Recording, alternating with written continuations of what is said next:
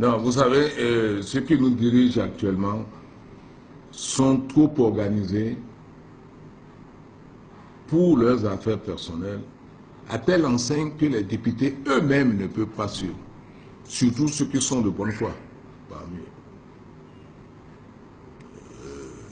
Si vous prenez même la loi sur les agences de renseignement et le fait de dire qu'il faut lever le pied sur les poursuites, etc.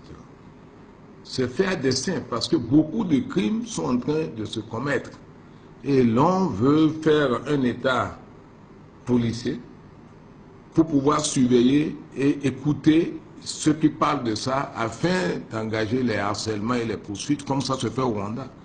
C'est tout. Parce qu'en réalité, si rien n'a changé dans le pays, on n'a jamais eu besoin de cette loi. Et si vous suivez la manière dont le pillage s'organise, parce que beaucoup ne réfléchissent pas ou ne comprennent pas comment on organise le pillage et le siphonnage des ressources nationales en créant des impôts pour les financer. Prenez par exemple la loi, la récente, sur le recrutement de ce qu'il est convenu d'appeler les emplois, les collaborateurs extérieurs de l'État. Vous savez que le clou dans cette affaire, ils ont glissé quelque chose de très important. Cette loi ne dit pas qu'elle concerne les Béninois. Donc, c'est les étrangers qui sont visés. Mais le plus important, c'est qu'ils disent quelque chose. Ils créent la notion de société d'intérim, qui n'est pas reconnue par notre code de travail. En d'autres termes, ça veut dire quoi? C'est-à-dire qu'on va dégraisser la fonction publique et ceux qui dirigent iront s'adresser aux sociétés d'intérim pour leur fournir des fonctionnaires, des agents de l'État. Et comme ces mêmes personnes qui vont créer ces sociétés d'intérim, ces sociétés vont vendre à l'État, au prix qui les arrange, les employés qu'on mettra à la disposition de l'État. Et le plus souvent, comment ça se passe? La société X va aller recruter un employé, on dit on recherche un ingénieur de tel nombre d'années d'expérience, même s'il y en a au Bénin, les Béninois étant incompétents. Cet ingénieur, on va lui passer un contrat de 2 millions, mais on va le vendre à l'État à 10 millions. Et c'est ceux qui ont créé cette société d'intérim, et vous retrouvez, c'est toujours les mêmes, qui seront derrière cette société d'intérim pour prendre le pactole.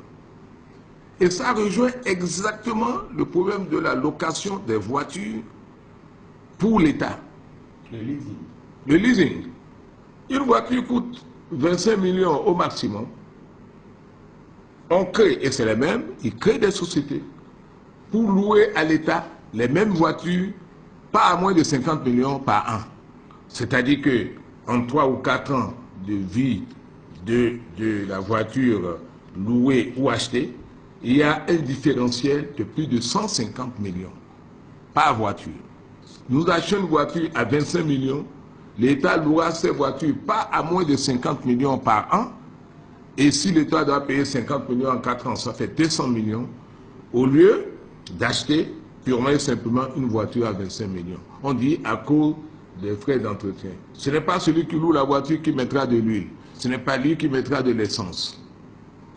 Alors, qu'est-ce qui peut justifier qu'on fasse payer de telles charges à l'État s'il n'y a pas derrière l'idée de siphonner par tous les moyens les ressources de l'État? Le PBI, n'en parlons pas. C'est le clou, puisque les recettes de l'État ne tombent plus dans les caisses de l'État. C'est la société qui gère le PBI, qui reverse à l'État ce qu'elle veut. Ce n'est plus la douane qui encaisse. Et nous avons vu avec la dernière expérience du PBI, l'État n'a rien encaissé en 3 ans. Ceux qui ont fait le PBI sont partis avec les sous. Et on va augmenter les impôts pour que nous financions tout ça. Et le clou, c'est de modifier la Constitution pour que ceux qui ont fait ça ne puissent jamais être punis. Ils ont l'immunité pendant qu'ils le font, ils ont l'immunité après. J'ai dit, nous devons être un peu plus intelligents que ça. Nos députés ne sont pas outillés pour réfléchir. Et il y a des tas de situations dans lesquelles les votes se font comment? Par procuration. Ils vont vous dire après qu'ils ne sont pas là, ils étaient en voyage quand ça a été voté.